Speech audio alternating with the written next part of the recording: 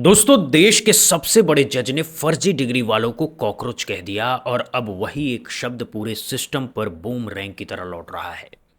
सवाल सिर्फ इतना है कि अगर फर्जी डिग्री वाला वकील कॉकरोच है, तो फिर देश के प्रधानमंत्री की डिग्री पर पिछले 12 साल से सवाल उठ रहे हैं, जिसकी सच्चाई जानने के लिए हर आरटीआई ठुकरा दी जाती है, जिसे छुपाने के लिए अदालतों से लेकर के चुनाव आयोग तक पूरा तंत्र लगा दिया जाता है। उस डिग्री का क्या होगा? यही वो सवाल है जिसे लेकर के देश के जाने माने राजनीतिक विश्लेषक चिंता राजशेखर राव ने सुप्रीम कोर्ट के मुख्य न्यायाधीश सूर्यकांत को सीधा पत्र लिख डाला है और देश की जनता से अपील की है कि करोड़ों की संख्या में पत्र लिखिए, ताकि चीफ जस्टिस को अपनी जिम्मेदारी याद आए और भारत के प्रधानमंत्री की डिग्री की निष्पक्ष जांच। और सबसे चौंकाने वाली बात यह है कि जैसे ही ये पत्र लिखा गया, ठीक उसी समय से चुनाव आयोग की वेबसाइट पर एक बड़ा खेला हो गया।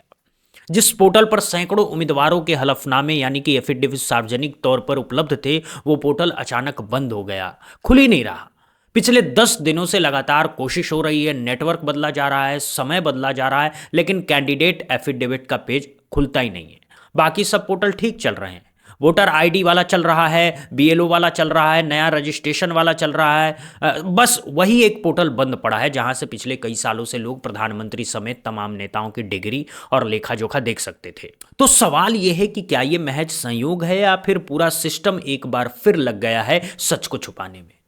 पूरा मामला समझने के लिए थोड़ा पीछे चलते हैं। हाल ही में सुप्रीम कोर्ट के चीफ जस्टिस सूर्यकांत वकीलों के एक मामले की सुनवाई कर रहे थे और उन्होंने बड़ी तल्ख टिप्पणी करते हुए कहा कि बहुत सारे लोग परजीवी हैं, अपने क्षेत्र में कुछ कर नहीं पाते और कोई नाम नहीं कमा पाते, रोजगार नहीं मिलता, बेरोजगार रहते हैं, तो कोई मीडिया में घुस जाता है, कोई सोशल मीडिया पर कोई एक्टिविस्ट बन जाता है, सिस्टम पर हमला करने लगता है। ये सब कॉकरोच हैं। ये शब्द इतने बड़े संवैधानिक पद पर बैठे व्यक्ति के मुंह से निकला तो पूरे देश में हड़कंप मच गया।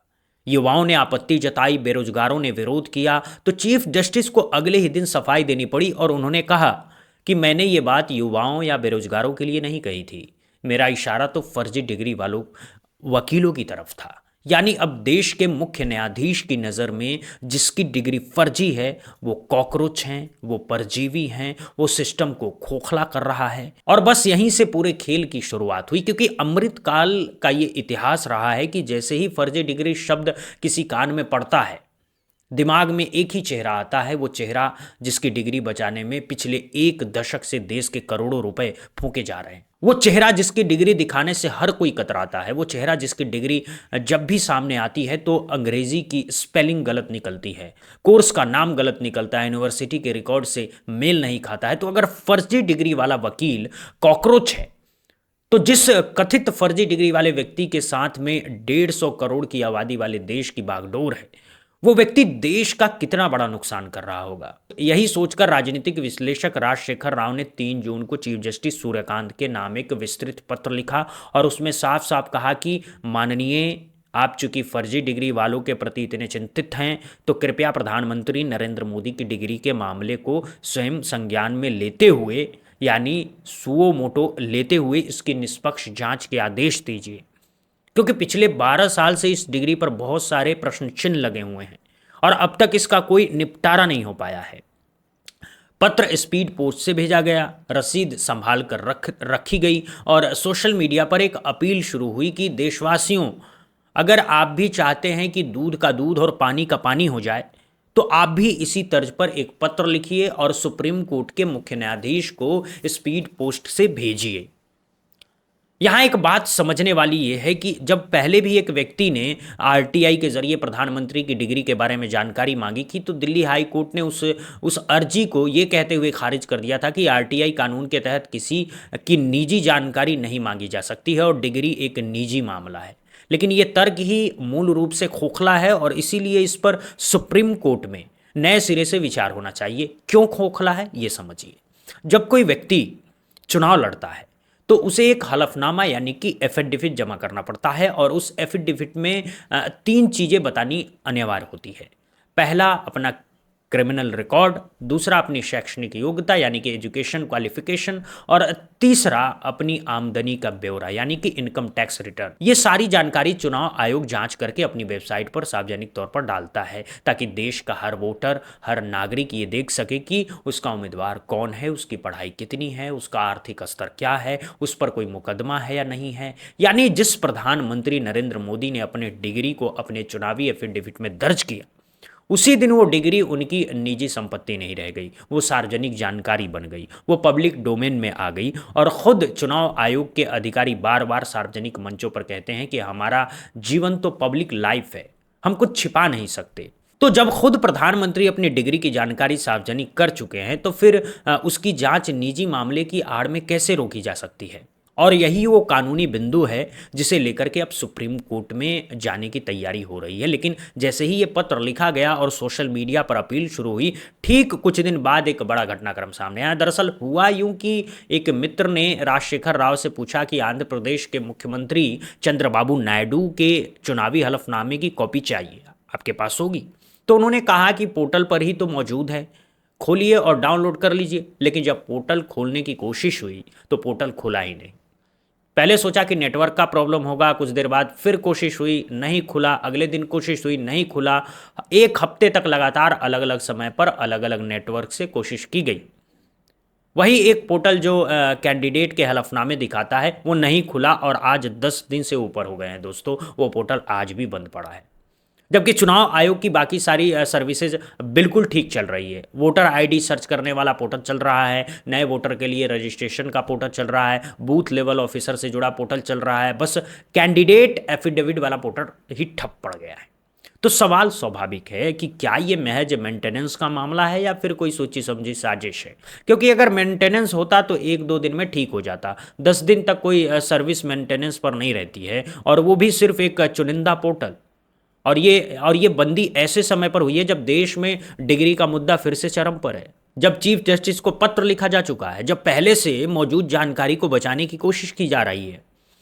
यानी कहीं ना कहीं यह स्पष्ट संकेत है कि सुप्रीम कोर्ट के कार्यालय से चुनाव आयोग तक बात पहुंची होगी। वहां से पूछा गया होगा कि भाई प्रधानमंत्री के हलफनामे और डिग्री की क्या स्थिति है, उसके पास क्या रिकॉर्ड है। और घबराहट में या फिर पहले से तय रणनीति के तहत तो उस पोर्टल को बंद करा दिया गया ताकि कोई पुरानी कॉपी तक ना पहुंच सके, कोई तुलना ना कर सके, कोई नया विवाद ना खड़ा कर सके। अब यहां अगला सवाल आता है कि आखिर प्रधानमंत्री के हलफनामे में क्या लिखा है? साल 2024 के चुनाव में जो हलफनामा नरेंद्र मोदी ने दिया उसमें 3 डिग्रियों का जिक्र है। पहला एसएससी यानी हाई स्कूल जो साल 1967 में पूरा हुआ बताया गया है। दूसरा बैचलर ऑफ आर्ट्स यानी कि बीए जो साल 1978 में दिल्ली यूनिवर्सिटी से पूरा किया गया है। और तीसरा मास्टर ऑफ आर्ट्स यानी कि एमए जो साल 1983 में गुजरात यूनिवर्सिटी से पूरा किया गया। ये सारी जानकारी खुद प्रधानमंत्री ने अपने हस्ताक्षर के साथ चुनाव आयोग को दी है और चुनाव आयोग ने इसे स्वीकार भी किया है। अब सवाल यह है कि जब 12 सालों से इन डिग्रियों की सच्चाई पर सवाल उठ रहे हैं, जब यूनिवर्सिटी के रिकॉर्ड मेल नहीं खाते हैं, जब डिग्री दिखाई जाती है तो उसमें अंग्रेजी की स्पेलिंग तक गलत निकलती है, जब कोर्स के नाम में गड़बड़ी होती है, तो फिर इसकी जांच से इनकार क्यों है? एक हलफनामा देने का मतलब क्या होता है ये भी समझना बहुत ज़रूरी है आप लोगों को। हलफनामा देना यानी कि एक कानूनी दस्तावेज पर अपने हस्ताक्षर करके ये शपथ ले रहे हैं कि जो जानकारी मैंने इसमें दी है वो पूरी तरह सही है, और अगर कोई गलत निकली तो मैं कानूनी कार्रवाई के लिए तैयार हूँ। यानी हलफनामा कोर्ट में झूठ बोलने के बराबर होता है अगर उसमें कुछ भी गलत निकले। और अगर हलफनामे में लिखी बात की जांच से भी बचा जाए तो फिर लोकतंत्र का पूरा ढांचा हिल जाएगा। कल कोई अपराधी उम्मीदवार आकर के लिख देगा कि मेरा कोई क्रिमिनल रिकॉर्ड नहीं है, मेरा चरित्र बिल्कुल साफ है। कोई किडनैपर लिख देगा कि मुझ पर कोई केस नहीं है। कोई हत्या का आरोपी लिख देगा कि मैं दूध का धुला हुआ हूं और कहेगा कि ये मेरा निजी मामला है, इसकी जांच नहीं हो सकती है। तो फिर चुनाव आयोग का, हलफनामे का, लोकतंत्र का क्या मतलब रह जाएगा? सारा कुछ मजाक बनकर रह जाएगा। यही तर्क डिग्री पर भी लागू होता है। हलफनामा देने का पूरा मकसद ही ये है कि जनता को उम्मीदवार के बारे में सही जानकारी मिल सके ताकि वो एक जागरूक फैसला ले सके, ताकि वो ये तय कर सके कि उसे कौन सा उम्मीदवार अपना प्रतिनिधित्व प्रतिनिधि चुनना है, और अगर उस जानकारी की जांच से ही इनकार कर दिया जाए तो पूरी चुनावी प्रक्रिया एक धोखा बनकर रह जाती है। यही वजह है कि राजनीतिक विश्लेषक राजशेखर राव देशवासियों से अपील कर रहे हैं कि यह सिर्फ एक व्यक्ति की डिग्री की लड़ाई नहीं है, ये पूरे भारतीय लोकतंत्र की हलफनामे की पवित्रता की और सिस्टम की जवाबदेही की लड़ाई है, और इस लड़ाई में जनता की भागीदारी सबसे ज़रूरी है। उनका तर्क है कि अगर एक अकेला व्यक्ति पत्र लिखेगा तो कुछ नहीं होगा, 100 लोग लिखेंगे तो भी कुछ नहीं होगा, 1000 लोग लिखेंगे तो भी नज़रअंदाज कर दिया जाएगा, लेकिन अगर लाखों लोगों, करोड़ों की संख्या में पत्र देश के चीफ जस्टिस पर पहुंचेंगे तो फिर पीछे हटना संभव नहीं होगा, क्योंकि तब मामला सिर्फ राष्ट्रीय नहीं रह जाएगा, वो अंतर्राष्ट्रीय हो जाएगा। जब विदेशी अखबारों में ये खबर छपेगी कि दुनिया के सबसे बड़े लोकतंत्र में करोड़ों नागरिक अपने प्रधानमंत्री की डिग्री की जांच की मांग कर रहे हैं और सुप्रीम कोर्ट उसे अनदेखा कर रहा है, तो हमारे लोकतंत्र की जो थोड़ी बहुत साख बची है वो भी मिट्टी में मिल जाएगी, और तब चीफ जस्टिस के पास कोई विकल्प नहीं बचेगा, उन्हें जांच का आदेश देना ही पड़ेगा। हालांकि यहां एक जायज सवाल भी उठता है कि क्या इस अमृतकाल में सुप्रीम कोर्ट से कोई उम्मीद रखना बेमानी है, क्योंकि हमने देखा है कि जब पश्चिम बंगाल और बिहार समेत कई राज्यों में एसआईआर के नाम पर लाखों वोट काटे गए, जब हजारों लोगों ने अदालत का दरवाजा खटखटाया, तब चीफ जस्टिस सूर्यकांत की बेंच ने कहा था कि हमारे पास समय नहीं है, आप नीचे की अदालतों में जाइए। पश्चिम बंगाल में जितने वोट कटे थे लगभग उतने ही वोटों से तृणमूल कांग्रेस चुनाव हारी और वहां भाजपा की सरकार बनी, यानी वोट काटने और सरकार बदलने का सीधा गणित सामने था। फिर भी अदालत ने संज्ञान नहीं लिया, कुछ चुनाव ड्यूटी पर लगे लोगों को हटा दिया गया, अपने जजों को लगा करके एसआईआर पूरा करवाया गया। जब लोकतंत्र की इतनी बड़ी हत्या हो रही थी और पूरी दुनिया में इसकी चर्चा हो रही थी, तब सुप्रीम कोर्ट ने कोई ठोस कदम नहीं उठाया, तो फिर डिग्री जैसे मुद्दे पर कदम उठाने की उम्मीद कहां से हो। लेकिन इसका जवाब है कि पिछली बार जनता का दबाव उतना संगठित नहीं था। अब अगर संगठित रूप से करोड़ों की संख्या में पत्र जाएंगे, अगर एक ऐप बना करके हर स्पीड पोस्ट की रसीद उसमें दर्ज हो, अगर डुप्लीकेट एंट्री की कोई गुंजाइश न हो और सारा डेटा एक साथ सामने आ जाए, तो फिर संख्या का बल इतना बड़ा हो जाएगा कि सुप्रीम कोर्ट के लिए भी टालना असंभव हो जाएगा। यहाँ एक और अहम बिंदु है। जो लोग पूछते हैं कि ऑनलाइन पिटीशन क्यों नहीं, बिल्कुल जायज़ सवाल है। ऑनलाइन बहुत आसान है, चंद क्लिकों में लाखों हस्ताक्षर हो जाते हैं, लेकिन दुर्भाग्य से भारतीय सुप्रीम कोर्ट ऑनलाइन पिटीशन को मान्यता नहीं देता। पूरी दुनिया डिजिटल हो रही है, हमारी सरकार डिजिटल इंडिया का ढोल पीटती है, लेकिन जब बात न्यायपालिका में जनता की आवाज़ पहुँचाने की हो तो ऑनलाइन पिटीशन का कोई मूल्य नहीं है। इसीलिए मजबूरी में सबको स्पीड पोस्ट का ही रास्ता अपनाना पड़ेगा। लगभग 55 रुपये का स्पीड पोस्ट, 5-10 रुपये प्रिंट का खर्च, कुल मिलाकर के 60-65 रुपए में एक नागरिक अपनी बात सर्वोच्च न्यायालय तक पहुंचा सकता है। और ये सिर्फ प्रधानमंत्री की डिग्री का मामला नहीं है, इसके बहाने पूरे सिस्टम पर दबाव बनाने का एक मौका है। यहाँ एक बात समझनी जरूरी है कि आज देश में जो हालात हैं वो सिर्फ एक मुद्दे तक सीमित नहीं है। पेट्रोल में इथेनॉल की मिलावट का मामला देख लीजिए, 20% तक मिलावट करके लोगों की गाड़ियां खराब की जा रही हैं। और गाड़ी खराब किसकी हो रही है? आम आदमी की, मोटरसाइकिल वाले की, छोटी कार वाले, मध्यवर्गीय परिवार की। बड़े लोगों को तो कोई फर्क ही नहीं पड़ता, आज गाड़ी खराब तो कल नहीं ले लेंगे, लेकिन आम आदमी की जमा पूंजी लग जाती है गाड़ी में, और अगर वो साल भर में ही खराब हो जाए तो जीवन तबाह हो जाता है। और ये कोई अकेला मामला नहीं है। नीट जैसी परीक्षाओं का पेपर लीक हो रहा है, लाखों बच्चों की मेहनत बर्बाद हो रही है, राम मंदिर तक की दान पेटी से चोरी की खबरें आ रही है, किसान अपनी फसल की उचित कीमत के लिए सड़कों पर है, बेरोजगारी अपने चरम पर है, महंगाई ने कमर तोड़ रखी है। और इस सारे मुद्दों पर जनता को अब अगर बदलाव चाहिए तो घर बैठ के कुछ नहीं होगा, आवाज़ उठानी पड़ेगी, पत्र लिखने पड़ेंगे, दबाव बनाना पड़ेगा। लोकतंत्र में सत्ता पर जनता का इतना दबाव हमेशा बना रहना चाहिए कि सत्ता मनमानी न कर सके, बेलगाम न हो सके। यही डिग्री का मुद्दा भी उसी बड़े संघर्ष का हिस्सा है। एक और दिलचस्प पहलू है इस पूरे प्रकरण का, क्या कहीं ना कहीं चीफ जस्टिस ने अनजाने में ही सही कॉकरोच शब्द का इस्तेमाल करके एक तीर विश्वगुरु के दरबार की तरफ भी छोड़ दिया है। पहले उन्होंने ये शब्द युवाओं के लिए बोला, फिर सफाई देते हुए इसे फर्जी डिग्री वालों तक सीमित कर दिया। लेकिन जब देश में सबसे बड़ा फर्जी डिग्री का विवाद उसी शीर्ष कुर्सी को लेकर के है, जो ये तीर स्वाभाविक रूप से उसी दिशा में लौटता है, यानी अगर ये कैंपेन ठीक से चलता, अगर करोड़ों पत्र सुप्रीम कोर्ट पहुंचते, तो कहीं ना कहीं चीफ जस्टिस अनजाने में ही सही अपने बयान के कारण खुद इस बड़े बदलाव के केंद्र में आ जाएंगे। और यहाँ ये भी याद रखना बहुत ज़रूरी है कि चीफ जस्टिस को कई लोग हलवा पूरी वाले जज के रूप में भी याद करते हैं। उनके बारे में एक विदेशी मैगजीन ने विस्तृत रिपोर्ट भी छापी थी जिसमें कई सवाल उठाए गए थे। तो जब जांच का दबाव बनेगा तो सामने वाले भी उनकी तरफ इशारा कर सकते हैं, लेकिन ये सारे भय, ये सारी आशंकाएं तभी टिकती है जब जनता चुप बैठी हो। जब जनता जाग जाती है, तब जनता एकजुट होकर के एक जवाब में बोलती है, तो कोई भी सिस्टम उसके खिलाफ टिक नहीं पाता। और यही वो घड़ी है जब हर उस भारतीय को जो अपने लोकतंत्र से प्यार करता है, जो पारदर्शिता में विश्वास रखता है, जो सच जानने का अधिकार अपना समझता है, उसे एक पत्र लिखना है। लिखना यह है कि माननीय मुख्य न्यायाधीश, अपने फर्जी डिग्री वालों के प्रति चिंता जताइए।